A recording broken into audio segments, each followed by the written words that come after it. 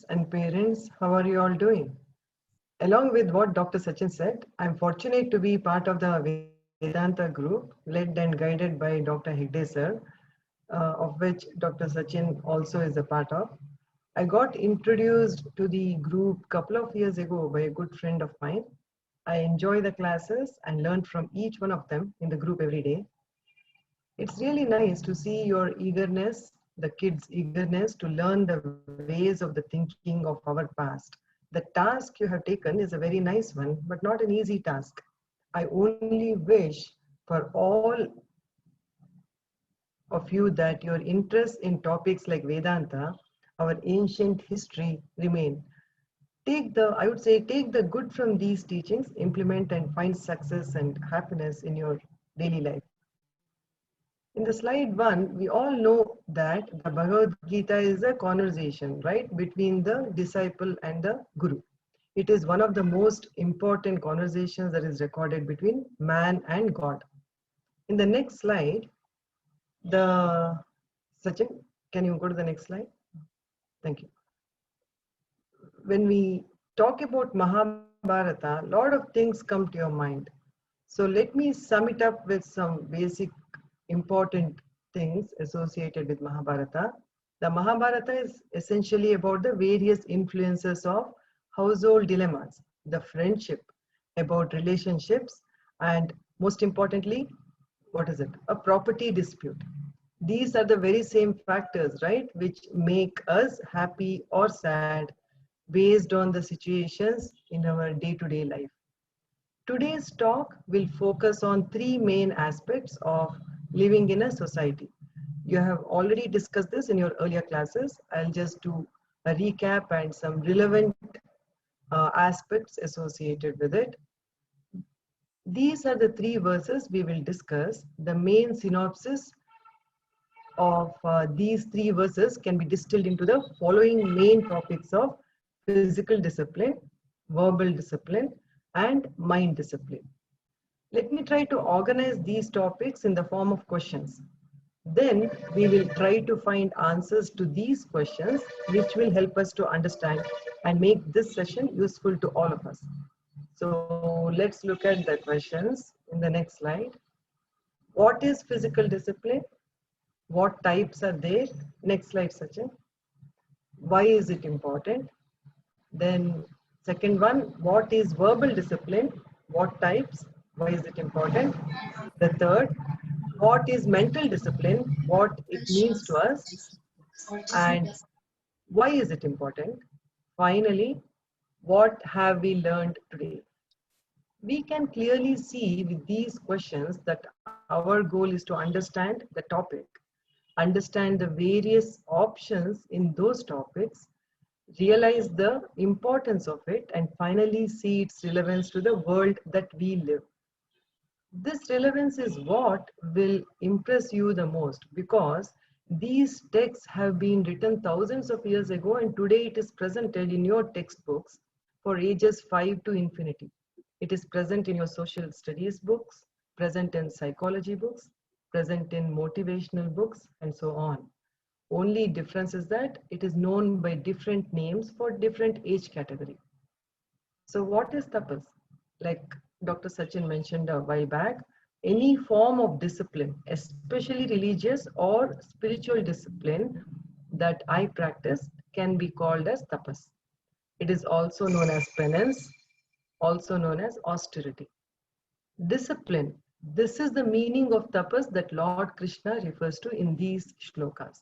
That is 17th chapter, 14th, 15th and 16th shloka. In the next slide, what is physical discipline? Let's look at that and what are its types. Physical discipline. This discipline pertains to the body, the outermost part of the personality.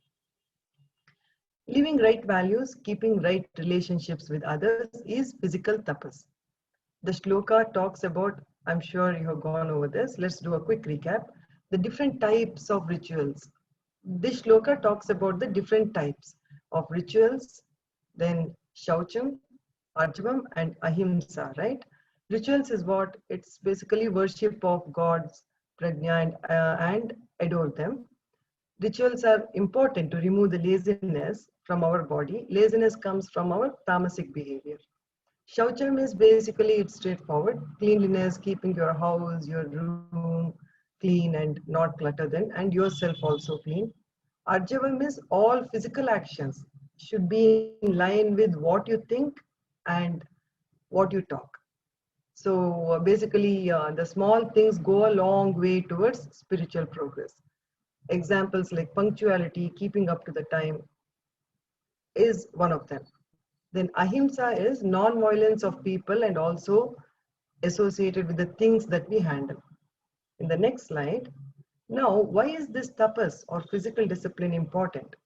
We have to understand to do the simple things every day with joy and regularity. Next slide, Sachin. Do the exercise daily, be it yoga or exercise. Simple prayers to help with concentration, being punctual, following a healthy routine are all part of physical discipline. We have to understand that doing these simple tasks will make your body and mind fit. These simple tasks will help us achieve bigger and brighter things in our life.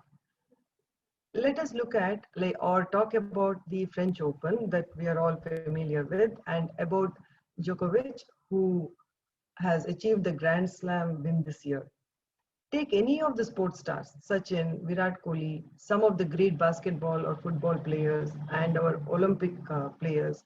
Every one of them practice 4 to 5 hours at least on the field. Djokovic practices 4 to 5 hours on the court, then again they go back to the gym for 2 to 4 hours. When he practices, he is serving 500 plus times, hitting 500 plus balls across the net. So every time he practices, there is measurement as to what you're doing, what actually happened. How can we equate it to simple things we do, like, say, studying? When I say I studied for 15 minutes, we have to find out, did I make sure if I understood what I read? Like solve few problems or answer questions to the exercise. Basically, whatever we do, we have to do with a sense of measurement. Simply sitting for hours together without understanding the result we need to get will be useless. If we have to achieve something, we have to make sure we put our heart, mind, and soul to it 100%. Previous slide, Sachin. That is what discipline is all about. However, the level of effort to be put may vary from person to person. A famous coach was asked, "How much should I practice to win the tournament?" The coach replies, "As much as it takes for you to win." This clearly tells us everyone needs different amounts of effort to be put in. One may take 10 minutes to learn chanting 10 shlokas, someone else may take 30 minutes, another 2 hours. What matters is you should have the discipline to practice and get it right. In the next slide, what this slide, that's fine, Sachin, the previous slide. What is verbal discipline then? Then what types are there? Why is it important? Verbal discipline is all about what comes out of one of the most important organ in our body, the tongue, with the help of the mouth. In essence, we need to make sure that whatever we utter is responsible and not hurtful to others. The shloka further classifies verbal output into 4 parameters, which have to be observed before allowing the words to come out of the mouth. They are anudvegakaram, not to hurt people by your talk. You have gone over all these, right? So I'll just recap it real quick. Satyam, speak the truth. That is in line with what you think and what you speak. Priyam means having pleasing manners. People should feel comfortable talking again to us. Irrespective of what you communicate verbally, the beauty is even when the content that what you're talking is unpleasant, that unpleasant content can be communicated pleasantly. That is Priyam. Hitam is when we speak, it should benefit both the speaker and the listener. You should try to avoid speaking that results in spreading rumors, talking ill about others, all such negative talks. In the next slide, now coming to importance of talking and its discipline. Why do we say mouth and tongue are the important organs? One, of course, you can taste pizza, burger. Taste is very important, but that is a different thing. The power of the tongue is that it has the ability to change the world. You can motivate somebody, talk to somebody and convince them not to do the wrong thing. The motivational speeches by our freedom fighters helped us get our independence. Shankaracharya's well-known discourses and debates helped propagating Hindu philosophy. Motivational speeches by Swami Vivekananda resulted in awareness of Hinduism. Even today, the topic of soft skills. What is soft skills? Nothing but the four parameters which we just covered. There is a lot of money invested in students and professionals by various companies to make sure they talk properly. These are what we call as soft skills, like talking in pleasing manners and confident manner, ability to greet people properly, and so on. We can clearly see how the Gita not only talks about being pleasant with others, but gives us an organized scientific way to approach and solve this problem of verbal communication. Let us look at a frog story, okay? A group of frogs were traveling and suddenly this is a fictitious story, and suddenly two frogs fell into a deep hole. They were trying hard to jump and come out of the well but did not succeed. Looking at the situation, other frogs watching all this were telling the two in the well that they may not be able to come out of the hole. Hearing this, one of the frogs just stopped trying and fell into the well and died. The other frog kept on trying and eventually was able to come out of the well. Surprised, his friends asked, "How did you make it in spite of all the odds?" The frog said, "I couldn't hear you well. I thought you were encouraging me to get out of the well. That gave me the strength to come out." Kids, what this shows is how important it is to talk positive and good words. We all know the perils of evil that lurk around us: drugs, internet, and the company we keep. Understand that keeping open lines of communication with your parents, teachers, and well wishers will be the key to survival in this modern age. The more help you get, the more talking that you will be able to do with your well wishers, the more you will succeed. So now let's go to what is mental discipline, what it means to us, and why is it important. So mental discipline is about how you train your mind to remain calm and to differentiate between right and wrong. You're all aware of computers and the programs that run on the computers, the data that we give to the programs, the respect to the programs, and the processing that happens in the computers behind the scene, right? So mind is like that same processing. It is like an engine, like a program, which takes the data from where? From the sense organs. Whatever we hear, we talk, we taste, see, we feel, all this is fed to the mind. This data, what happens, is registered in the mind, just like the data is registered in the computer. But here in the mind, it is in the form of thoughts for further processing, just like the data is processed in the computer. It is to be understood, we need to process this data, which transforms into this data that comes to the mind, gets converted into thoughts. Those we have to make sure they get converted to a correct thoughts. There's good thoughts. That means we need to filter these thoughts so that positive and good thoughts influence the mind. This will be one of the main ways in which we can keep our mind under control. However, the danger one should always be aware of is that if negative thoughts or harmful thoughts are allowed to carry on in the mind, that means they are nourished, then they become very strong and they get converted later into words like "I'm going to do it," which will influence to take bad decisions. We should understand that these thoughts turn into words, which will make you utter wrong things, and your verbal discipline will fail. With verbal discipline failing, what happens? It will influence the actions the body performs. That is, the thoughts becomes the words, words becomes the actions. So bad thoughts results in bad words, meaning wrong words, then bad actions or wrong actions. This will result in the physical discipline failing, which means the complete failing and destruction of an individual. Therefore, mind discipline is very important as it is the main reason to keep physical and verbal discipline in check. With a calm mind, we have to process the data. Only then we will be able to take the right decisions for any situation. Let us take another example. Let us look at a small minor accident that happens on the road. It is an accident. No one does it with purpose.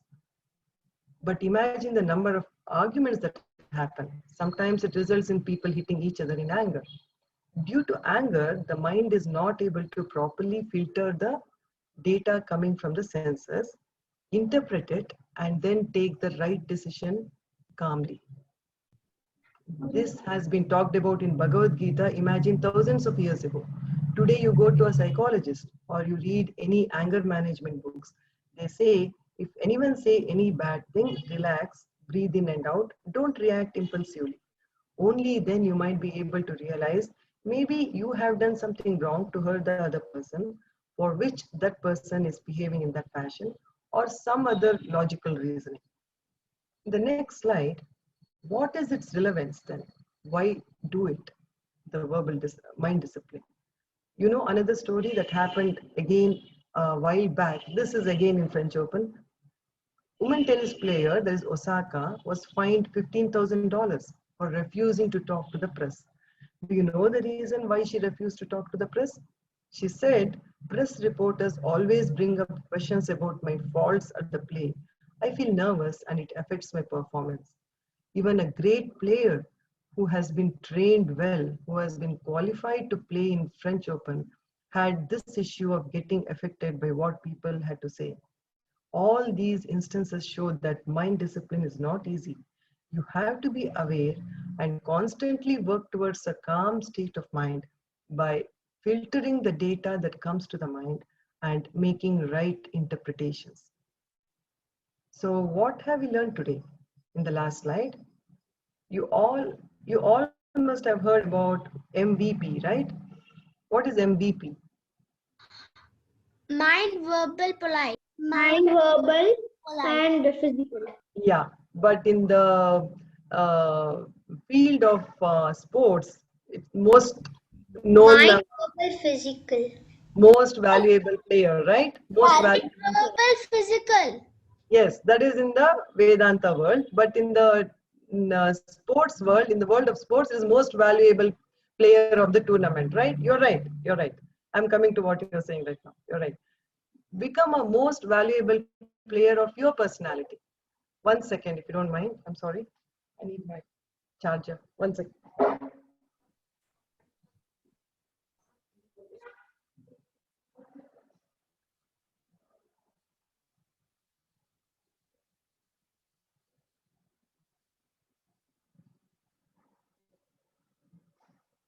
So, children, before she comes, I just want to take you through one example.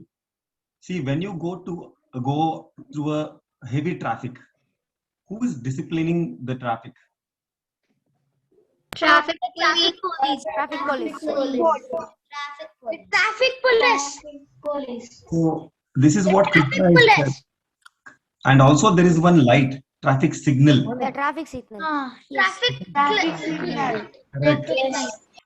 Correct.